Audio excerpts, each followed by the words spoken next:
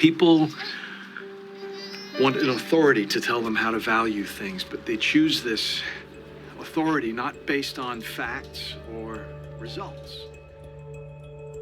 Magic Jesus, January 1st, 2022. I'd like to read a little bit about Saint Paul. This is the time of the year when people look up to the north. They see the Delphin up there, the Delphinius constellation, and Apollo fans love that. And they love the pole because it reminds them of Apollo. Maybe that's why people love St. Paul so much. Imagine if he were a priest of Apollo who had somehow infiltrated the Christians. Paul symbolizes the terrestrial pole, and he holds the celestial pole, which is the caduceus of Hermes. In the company of animals, which is the zodiac, a virgin mother gives birth to a wisdom tradition known as Jesus. Hermes got the caduceus from Apollo. Its twin serpents are the seasons. Christianity got John, winter, and Jesus, summer, respectively. Have a nice year. I hope you enjoyed the Father and the Son. Note that John gives birth to Jesus in Jordan. I have discovered the primary cherubs of Christianity to be reflections of earlier mythic structure, with Athena born from the head of Zeus. These two match the lightning and the cloud, fire and water, as Chrysaor and Pegasus, sons of Medusa. She is a serpent goddess, therefore wisdom, much as Matthias is a student and disciple. She is a goddess of wisdom. These are the two remaining angelic orders, seraphim and cherubim respectively. The seraphim are fiery spirits, and the cherubim, watery, cloud spirits.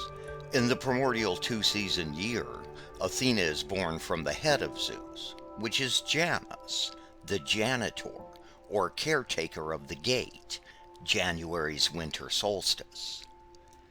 Now Athena is closely associated with, and perhaps was, Pallas, who nearly pierced Athena's side with a spear, a pelos.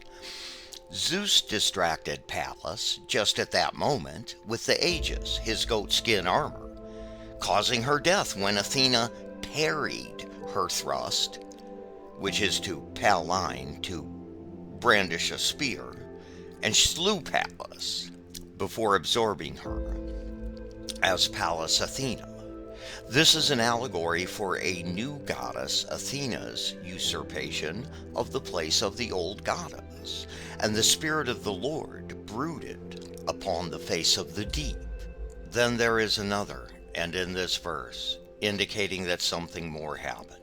And the Spirit of God moved upon the face of the waters.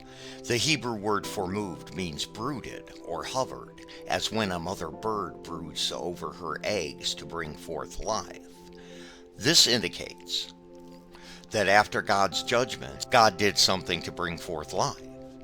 The situation was really waste and void, and there was darkness upon the depth of the water. Then the Spirit of God came in to brood, to hover over the situation in order to produce life. This allegory is slyly displaying virgin birth, as Zeus Poseidon gives birth to Athena from his head. The placement of the two twins at opposition to the pole, Zeus Poseidon at winter solstice, another form of Zeus. One goddess, Pallas, perishing, but being absorbed into the other virgin in an act of osmosis, as a seed must die in order to be reborn as a plant. Well, these events occur at the root of the tree of life, which hangs upside down within the annual circle. Jesus absorbs the dove itself, which is Jonah, representing John and Janus, you see. So this is like Elisha with the twin spirit of Elisha. Okay, except it's going the other direction. We're coming out of winter and going into summer. So this absorption of the dove, this is Aphrodite's bird. Okay, and this is arguably the Holy Spirit and heaven. The primary star is Paulus, much as the primary star of Christianity is Saul Paulus.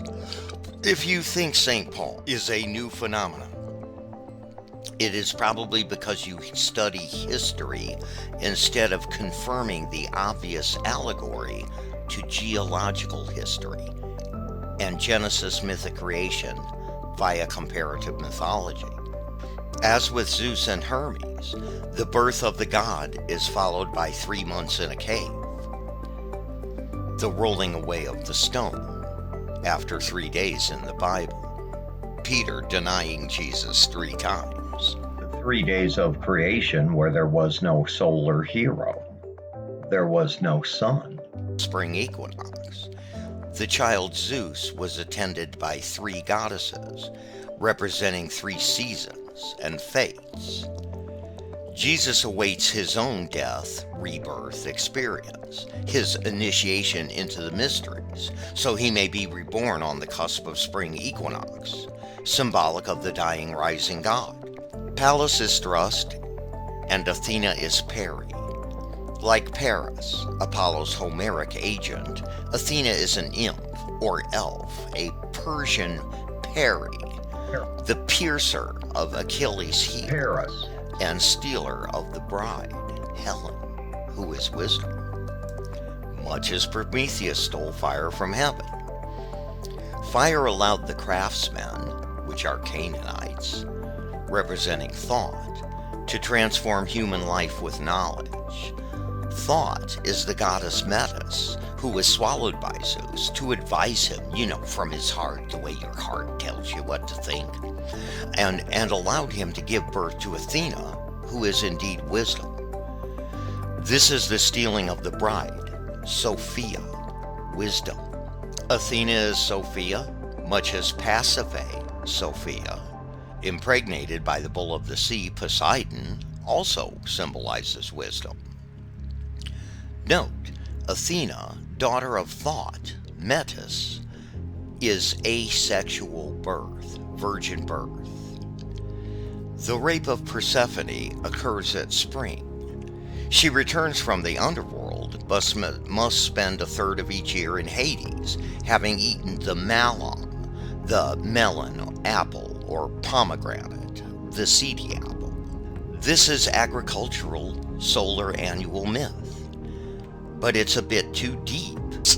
I love the way they apply scientific skepticism to artworks to produce a history. I will be showing the identity of Saul Paulus. Saul Paulus, it will be at Magic Jesus channel on YouTube. Does he seem a little two-faced to you? Perhaps maybe, swinging both ways or something like that? Ever hear of Tiresias? He was from Tarsus too, and he had the caduceus, and it turned him female and turned him back to male. So he was his own twin.